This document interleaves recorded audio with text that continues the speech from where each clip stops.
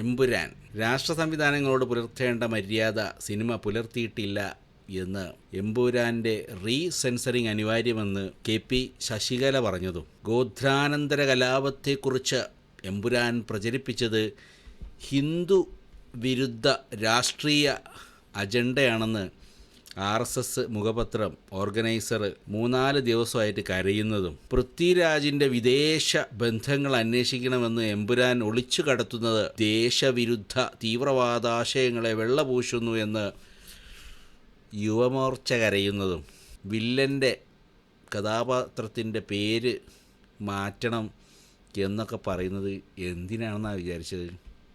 24 ഭാഗങ്ങൾ കട്ട് ചെയ്യണം, റീസെൻസർ ചെയ്ത് വീണ്ടും പുറത്തിറക്കാൻ പോകുന്നു എന്നൊക്കെ പറയുന്ന ആർക്ക് വേണ്ടിയാ?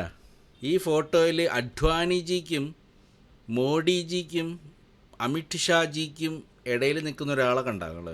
ഇയാൾക്ക് വേണ്ടിയാ. ഇയാൾ ടെഹൽക്കയുടെ ഒളിക്യാമറയിൽ എന്താ പറഞ്ഞത് എന്നും കൂടെ കേട്ടു നോക്കാം.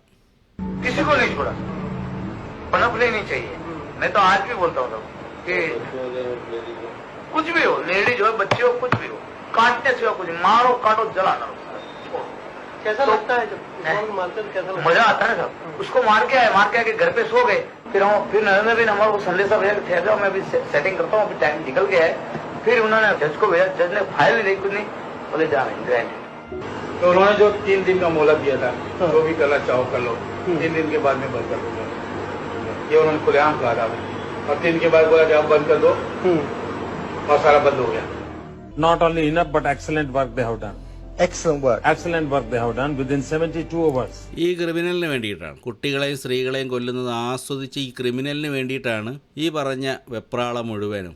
RSS ഓർഗനൈസേഷൻ്റെ ഓർഗനൈസർ പോലും 3-4 ദിവസമായിട്ട് കരയുന്നത്. ഈ എമ്പുരാനിലെ ഈ ബജ്രംഗിയുടെ പേര് വെട്ടിയാലും യഥാർത്ഥ ബജ്രംഗി അവിടെ തന്നെ ഉണ്ടാവും.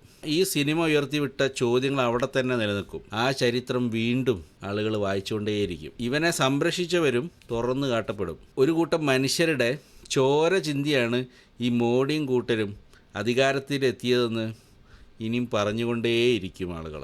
ഈ ക്രിമിനലുകൾക്ക് വേണ്ടിയാണ് ഗോത്ര ആദ്യം വേണം എന്ന് പറഞ്ഞു വരുന്നത്. ഗോത്രയെക്കുറിച്ച് ചർച്ച ചെയ്യാനുള്ളൊരു സുവർണ അവസരം, ഗോൾഡൻ ഓപ്പർച്യൂണിറ്റി ആണെന്ന് സംഘികൾക്ക് ഉപദേശം കൊടുക്കുന്ന സ്വതന്ത്ര ചിന്തകരും അതിൻ്റെ കൂട്ടത്തിലുണ്ട്. സോ കോൾഡ് സ്വതന്ത്ര ചിന്തകർ.